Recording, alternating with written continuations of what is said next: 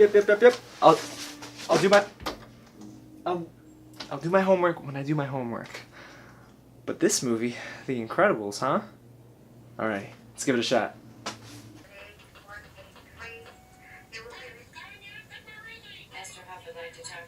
Oh my goodness.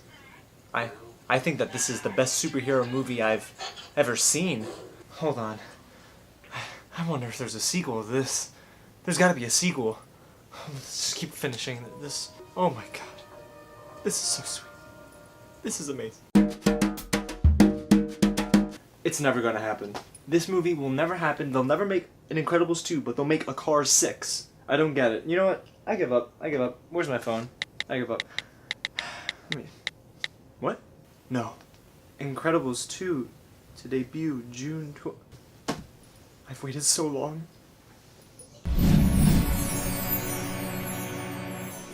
What's up guys, James here from Reflect the Screen, and today I dive into the long-awaited, 14 years in the making sequel for The Incredibles, titled The Incredibles 2. It's not so clever, but whatever, it's a sequel. The Incredibles 2 takes place right after the events of the first film, so we see our, Incredibles family go ahead and fight off the baddie that they were finishing off in the first one, the dude who mines, the Underminer. So there's not that much of a time gap. Jack is still, Jack, he's a baby. Dash, Violet, they're still kind of like young teens. And then you have Mr. Incredible, and then you have Elastigirl. They're just, still parents. No one his age, not even Frozone. I mean, it's very, I guess at first I was doubting it because, hey, it shouldn't, after 14 years, shouldn't there be a time lapse? But you'll understand when you see the film, it's almost a good thing they didn't do that, especially for the sake of a major storyline in this film. So of course the film welcomes back Craig T. Nelson as Mr. Incredible, Holly Hunter as Elastigirl, Sarah Vowell as Violet, Samuel L. Jackson as Frozone, but there are a couple changes to this acting group. So Dash is not voiced by,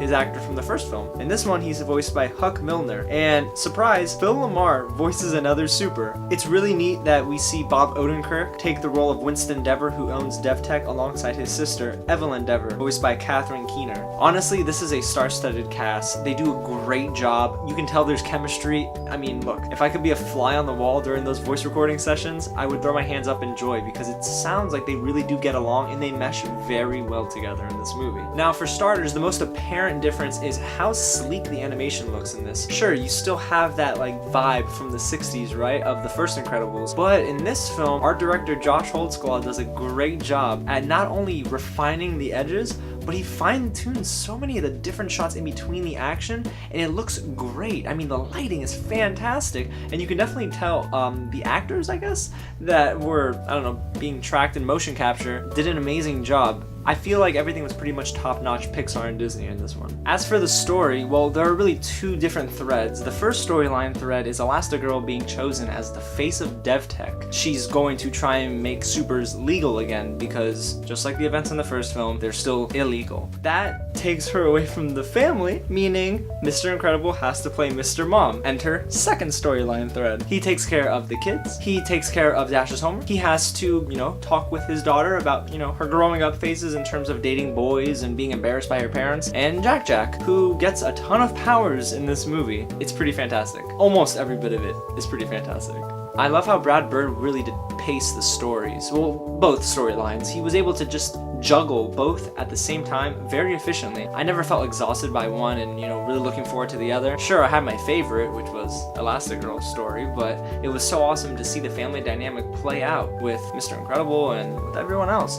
It really did feel very, heartwarming in so many moments, but that's only because these characters are so lovable and relatable from the first film. Now, let me tell you, what really impressed me about this movie were the action sequences. Holy cow. There's an action sequence where Elastigirl has to stop a monorail. There's an action sequence where she has to save the ambassador from choppers that are attacking each other. It was really, one, intense, but two, it was awesome.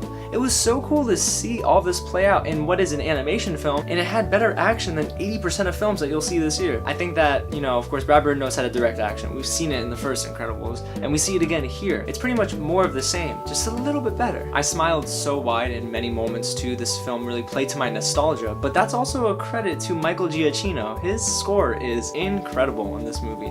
We're familiar with it from the first, right? So in this one, he just pulls it all together again. I'm starting to feel feel there's a trend here with Incredibles 2, right? We're getting a lot more of what we loved in the first, and it's just modernized a bit and it feels smoother. Now, that's all great, and there really aren't any big negatives clouding over this film, but let me tell you, it's not perfect because there are a couple things that I maybe really didn't feel, I didn't vibe with throughout the movie.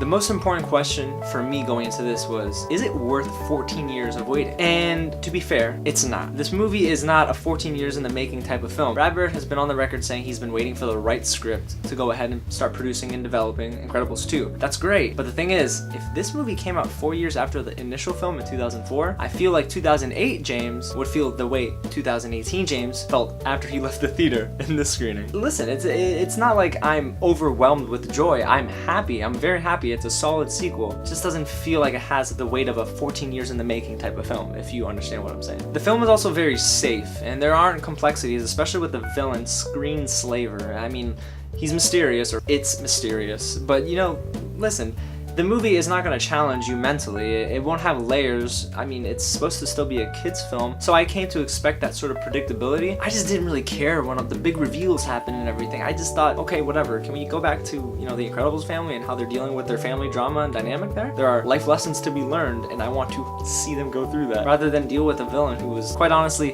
kind of just there. And I know I said there were two things, but maybe there's a third. If I really had to dive deep into maybe what didn't make this movie perfect, it's the fact that Jack felt a little gimmicky in moments. Yeah, powers are awesome, and it's cool to see them on display, but the film kind of just lingered there for a bit, and I wanted the story to progress. I loved seeing his powers on full display, but it just kind of stayed with the same shtick of, oh, Jack's got powers now? Oh my gosh, Jack's got powers? Oh, Jack's got powers? Like, he does. So let's move on. Like, we understand that. We have a big montage of his powers. It's really awesome. So after the montage, let's move on. And the film didn't do that, and I understand they're appealing to children. But listen, overall, this film does a great job of appealing to not only children, but also to adults in many instances. Luckily, those negatives that I had, they really didn't linger with me. They didn't stay in my heart. What I do feel about this film is that it's a very solid sequel. If you love the first film, you'll come to really enjoy this movie. It goes without saying, but Pixar and Disney, when they are, making a movie, you go and see it. I don't have to tell you twice. Go and see it. Rush out. Because The Incredibles 2 is it's a masterclass in animation, and it's a very, very good example of how you can combine emotion, child's play, and still touch the hearts of adults.